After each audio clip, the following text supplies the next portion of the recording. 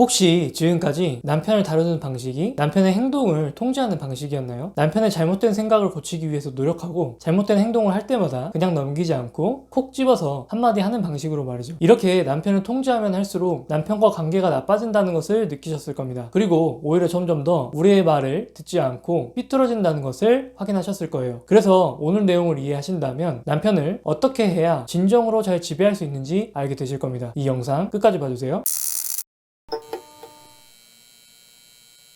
정말 남편을 잘 지배할 수 있는 방법은 사실 매우 간단합니다. 남편이 우리를 믿고 의지할 수 있는 사람으로 그렇게 생각할 정도로 친밀해지면 되는 거죠. 하지만 지금까지는 그렇게 하기가 매우 어려웠을 거예요. 아마도 우리는 남편과 함께하는 시간이 많아질수록 저 사람이 성인이 맞나? 라고 생각이 들 정도로 마음에 들지 않는 행동들을 자주 봤을 겁니다. 그래서 남편은 소중한 가족이니 뭔가 잘못한 부분이 있다면 때로는 단호하게 화를 내기도 하면서 남편을 통제하기 위해 노력하셨을 거예요. 그리고 우리가 남편에게 그렇게까지 했던 이유는 남편에게 애정이 있기 때문이었을 거고요. 애정이 없었다면 남편에게 쓴소리조차 하기 힘들죠. 그래서 우리는 누구보다도 내 남편이 멋지고 좋은 사람이 되길 바라는 마음으로 그렇게 했을 겁니다. 그리고 진심이었을 거고요. 그런데 가장 중요한 사실은 이겁니다. 남편이 우리의 진심을 알아봐주지 못한다는 거죠. 그래도 내 아내가 나를 사랑하고 있으니까 이렇게까지 하는 거겠지 라고 생각하면서 아내가 자신에게 주는 애정을 확인하고 안심하면서 아내를 더 사랑하고 싶다, 이런 마음이 생긴 사람은 그렇게 많지 않을 겁니다. 우리가 남편을 통제하려고 하면 할수록 남편은 우리의 통제 영역 밖으로 계속 벗어나죠. 그리고 우리가 정서적으로 거리를 두게 되고요. 대화만 걸게 되면 남편은 계속 피하기만 합니다. 이건 남편이 어떤 성향의 사람이건 부정할 수 없는 사실이에요. 정도의 차이는 있을 수 있는 거죠. 예를 들어서 성격이 급한 남편이라면 자신을 통제하려는 아내의 태도를 한두 번 정도만 보더라도 못 살겠다, 숨 막힌다, 이혼하자, 이런 말들을 바로 할 수도 있는 거고요. 조금은 남들의 말에 귀를 좀 기울이고 상대방의 입장을 그래도 배려하고 참는 성향의 남편이라고 하면 5년, 10년 정도까지도 참으면서 서서히 우리에게 마음의 벽을 그렇게 쌓아나가고 있을지도 모릅니다. 저는 남편에게 쏟았던 애정, 남편이 진심으로 잘 되기를 바랬으면 하는 우리의 마음 안에 사실은 어떤 감정이 있었는지를 알려드리고 싶습니다. 아마도 그 감정은 두려움과 불안이었을 거예요. 어떤 불안이냐면 결혼 생활에서 내가 무엇인가 원하는 것을 얻지 못할까봐, 그것 때문에 두렵고 불안하셨을 겁니다. 물론 이 이야기를 처음 들으면 나는 그렇게 불안하지 않았는데? 라고 생각하실 수 있어요. 하지만 이 불안과 두려움이 없는 것이 아니라 아예 익숙해져 버린 상황이라 느끼지 못하고 있을 가능성이 매우 높습니다. 사실은 이런 거죠. 예를 들어서 남편이 말수가 없는 편이라고 한다면 내가 원하는 건 화목하고 대화가 끊이지 않는 가정인데 그렇게 될 수 없을까봐 남편에게 아이들하고라도 좀 이야기를 해라, 이렇게 다그쳤을 수 있는 거죠. 남편이 돈을 많이 쓰고 저축을 잘 하지 않으려고 한다면 나중에 아이들에게 써야 될 돈이 부족할까봐, 혹은 노년에 가난하게 살까봐 남편이 사려는 것을 못 사게 막았을 수 있습니다. 또 남편이 술과 친구를 너무 좋아한다고 하면 남편과 보내는 시간이 점점 줄어들어서 내가 외로워질까봐 그래서 술 좀 작작 마셔라, 이렇게 이야기했을 수도 있는 거고요. 우리가 남편을 위해서 했던 진심, 그 안에는 이런 두려움과 불안이 있었던 것일지도 모릅니다. 그리고 이건 생각보다 막연한 두려움과 불안일 수 있어요. 아까 말씀드린 것처럼 집이 조용하다고 해서 결혼 생활이 실패한 게 아닙니다. 그냥 우리 가족 안의 문화는 서로 대화가 적을 뿐인 거죠. 남편이 말은 없지만 아이들에게 대한 책임과 의무는 잘 하고 있다면 이게 결혼 생활에 큰 문제가 되는 것은 전혀 아닐 겁니다. 이것 때문에 자녀분들이 잘못되거나 그렇지도 않을 거고요. 마찬가지로 남편이 저축보다 쓰는 것을 좋아한다고 하면 아이들에게 투자하는 부분이 줄어들 수도 있을 겁니다. 그런데 아이들이 먹지도 못하고 잠도 못 자고 이런 기본권이 침해된 상황이 아니라면 이 또한 문제될 게 크게 없을 수도 있어요. 우리가 원하는 것들을 미래에 얻지 못할 것 같기 때문에 우리는 이런 상황이 오지 않기를 바라고 그렇게 될까봐 두렵고 불안했던 겁니다. 그런데 사실 이런 일들은 먼 미래의 일이라서 아직 일어나지 않았을 가능성도 높고요. 만약 그 일을 현재 겪고 있다고 하더라도 단순히 결혼 생활에서 우리가 기대했던 일들이 충족되지 않은 것 뿐이지 이것 때문에 결혼 생활을 바로 끝내야 할 정도는 아닐 가능성이 높다라는 거죠. 우리는 인생에서 우리가 원하는 것들을 모두 얻고 살지는 못하잖아요. 마찬가지로 결혼 생활에서 우리가 기대하는 바가 충족되지 않았을 뿐인 거라는 거죠. 그래서 우리가 남편을 통제하려고 했던 행동의 이유와 결과를 다시 정리해보면 우리가 결혼 생활에서 원했던 것들이 있고 그 기대가 우리에게는 간절한 것들이어서 이루어지지 않을까봐 두려워하고 불안했던 겁니다. 그리고 이 우리의 두려움과 불안을 해소하기 위해서 남편이 더 나은 사람이 되도록 통제해 왔던 거죠. 그리고 그렇게 되어야만이 우리의 불안과 두려움이 해소될 것이라고 믿었던 거고요. 그런데 우리의 행동 결과는 어떤가요? 남편과 사이가 멀어지고 벽이 생겨버렸습니다. 그렇다면 우리가 해야 될 것은 무엇일까요? 먼저 우리가 가지고 있는 두려움과 불안이 실체가 정말 있는 것인지 아닌지를 판단해 보는 겁니다. 예시로 설명드렸던 것처럼 아마 지금 겪고 있는 두려움과 불안은 대부분 실체가 없는 것일 수 있습니다. 그런데 남편이 폭력을 쓴다든지 외도를 하고 있다든지 도박 등에 중독되어 있다든지 이런 경우라고 한다면 우리가 느끼는 두려움과 불안은 실체가 있는 거라고 볼 수도 있겠죠. 왜냐하면 이런 문제가 해결되지 않는다면 결혼생활을 지속해서는 안 될 가능성이 높기 때문입니다. 이때는 당연히 이혼까지도 고려를 해보시면서 남편을 어떻게 해서든지 통제를 하기 위한 노력을 해보셔야 할 거고요. 그런데 이러한 문제들이 아니라고 한다면 우리는 우리가 느끼는 막연한 두려움을 해소하기 위해서 남편을 통제하는 것을 중단하셔야 합니다. 남편의 애 같은 모습이 보이더라도 남자답지 않는 모습이 보이더라도 이 부분에 대해서 반응하지 않는 것을 시작해 보시는 거죠. 분명한 것은 우리가 남편을 통제하는 모습을 내려놓을수록 남편은 조금씩 우리를 좋아하고 다시 신뢰할 수 있을 겁니다. 남편이 우리를 믿고 친밀함을 느끼는 만큼 우리는 남편의 행동을 지배할 수 있는 게 아니라 남편의 마음을 지배할 수 있는 거죠.